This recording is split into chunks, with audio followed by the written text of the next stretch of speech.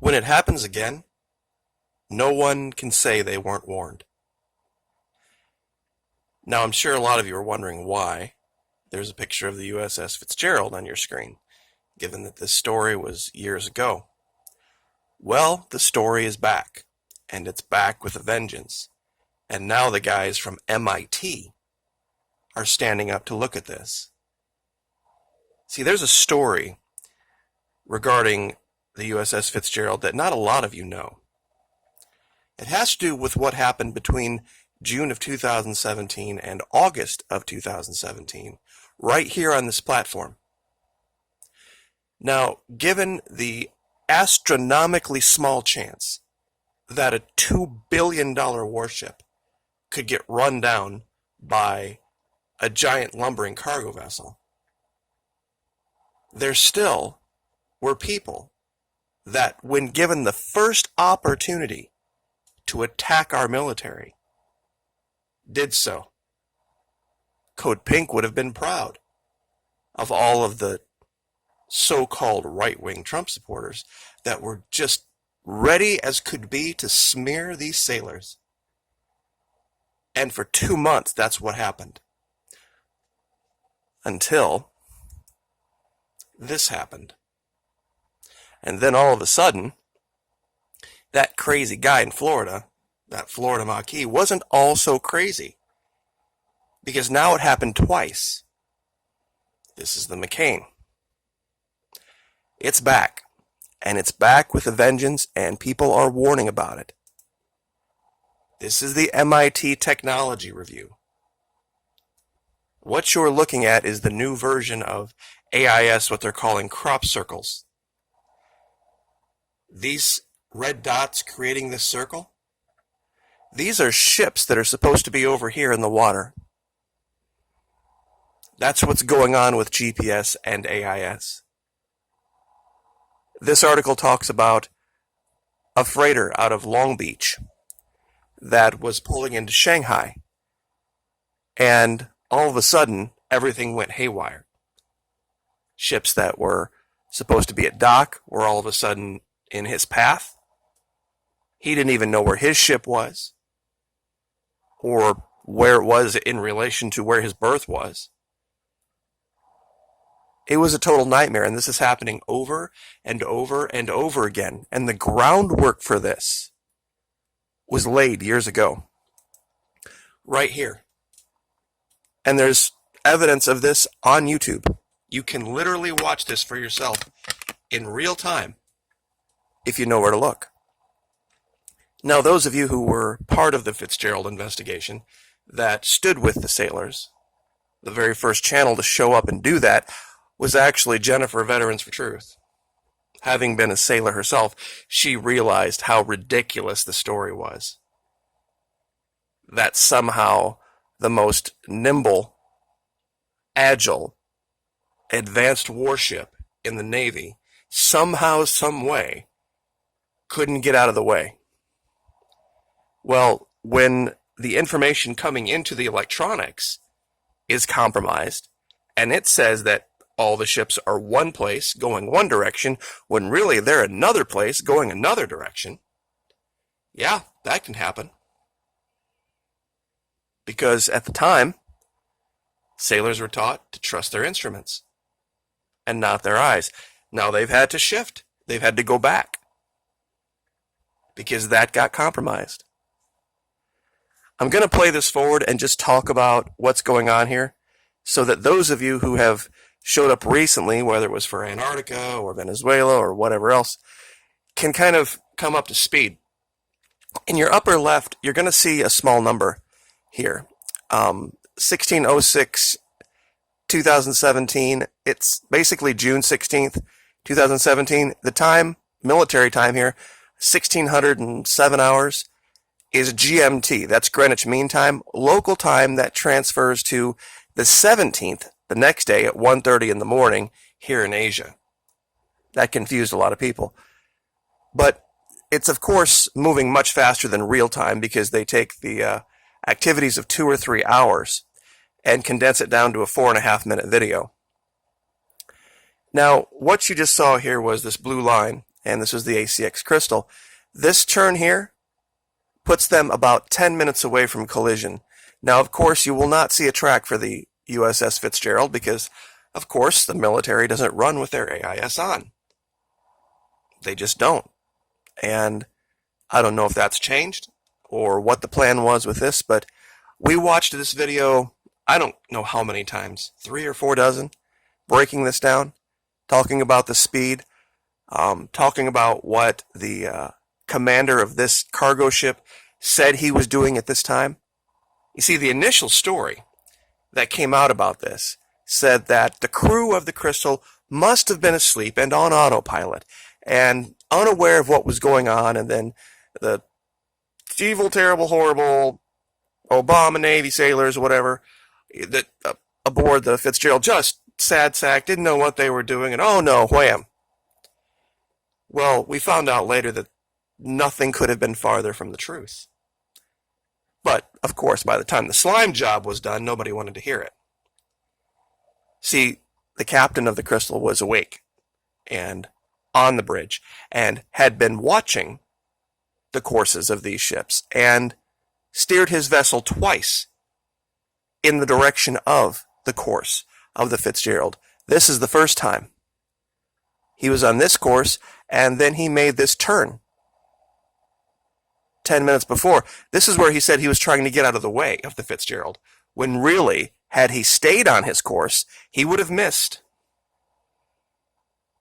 the Fitzgerald, which is what the Fitzgerald thought was going to happen. But let's continue forward. Here's where they're going to zoom in. And now, right here, or I just guess zoom out, this is 4:30 GMT, 1:30 local time. This is allegedly now when the collision took place, which is strange because the very next day, in a press conference, the admiral in charge of the 7th Fleet reported that the collision happened at 2:20, not for another 50 minutes.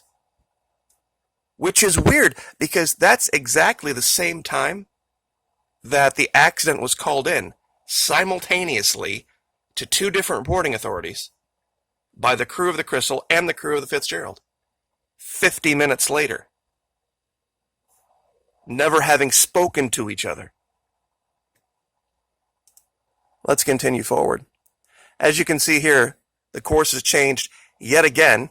We had another right turn, and now all of a sudden, the ACX Crystal becomes a speedboat, doing 90-degree turns, 45-degree turns, changing direction all over the place, 733 feet long, 14 stories tall.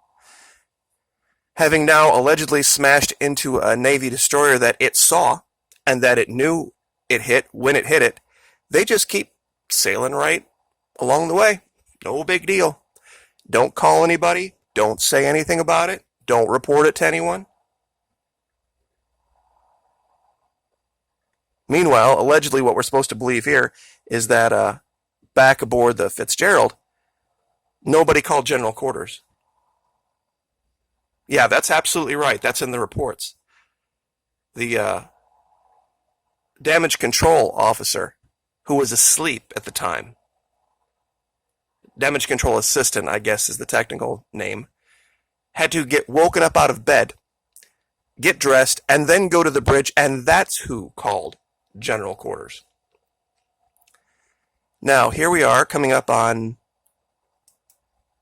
2:20. Now, this is allegedly when the admiral, the 7th Fleet Admiral O'Coin, says the collision actually took place. But what do we see? The ACX Crystal is way over here, just sailing along, having done a full 180-degree turn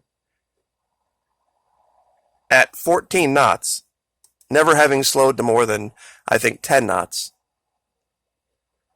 is now, because, of course, they're kind and decent, honorable people, they're sailing back to the location of where the Fitzgerald is. And here's where something kind of funny happens.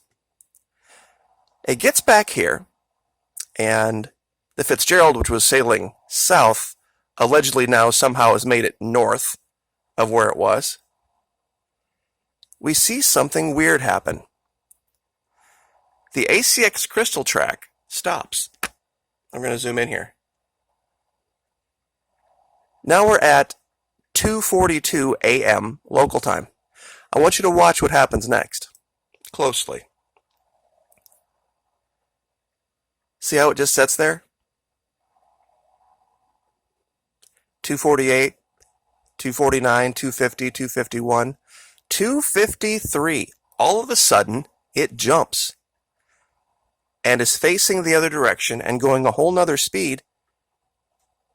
And up here, in the upper left, remember our clock? You see, it had been rolling forward in 5-second intervals, like you would expect from a Class B transponder that you would find aboard a fishing vessel. Now, it's rolling forward in 10-second intervals, like you would expect aboard a Class A transponder assigned Solus class vessel.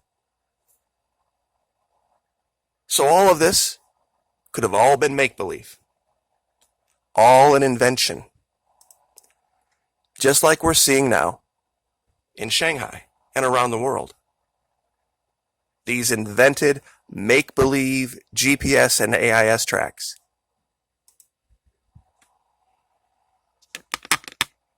You see, and in context, those of you who remember what was going on in the summer of 2017, our friends, the North Koreans, tested a nuclear device underground, launched missile after missile after missile. Hey, who remembers the test that set Hawaii into insane mode for 38 minutes?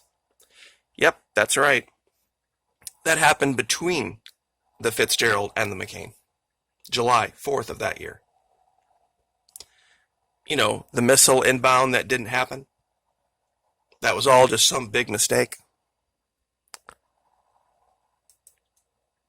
And it is all over if you know where to look for it. GPS and AIS spoofing. These guys did an expose on it. This Balducci, Will Hoyt, and Alessandro Pasta in 2014. And all you need is an antenna, a little transponder that you can buy on Amazon, and a laptop. A little bit of knowledge, and you can copy and spoof AIS and make things out to be where they're not and cause all sorts of insanity. I'll give you this link and you can watch it. I'll also give you the link to the PDF, the actual report that they gave to Congress, our Congress, 3 years before this happened, showing how big of a threat this was. Nobody was paying attention then. And nobody's paying attention again. And now, no matter what we do, it isn't going to matter. It doesn't matter how good of a sensing system you have if the information coming in can be that easily compromised. There's nothing you're going to be able to do about it. One thing I always wondered about the ACX crystal was we see here all of this gray paint transfer all over the anchor, which makes sense to this. But why don't we see any black? Why don't we see any transfer of black or white paint on the fits? It just kind of makes me wonder a little bit about when this collision actually occurred and not where, per se. Because the fits, prior to this, had been up off the coast of North Korea, watching those missile launches. And that was a blurb from long ago. And I really do kind of wonder if this quote-unquote accident wasn't something that maybe was staged to explain something very different. And I guess I will leave that there. It's a video I've wanted to do for a while, because when this happens again, and it will happen again, the insurance underwriters are going to start to look at this And if cargo is going in and out of places where this is a likelihood, do you know what they're going to do to the insurance rates? They're going to make it cost prohibitive to trade with certain countries. And then, of course, that will be used as leverage. Just things people don't think about. Anyway, like I said, I'll give you all the links to the story from MIT and the report that was given to Congress. And, of course, this link so that you can watch this ridiculous path of the ACX crystal yourself and make your own decision. But anyway, like, share, subscribe. We'll see you next time.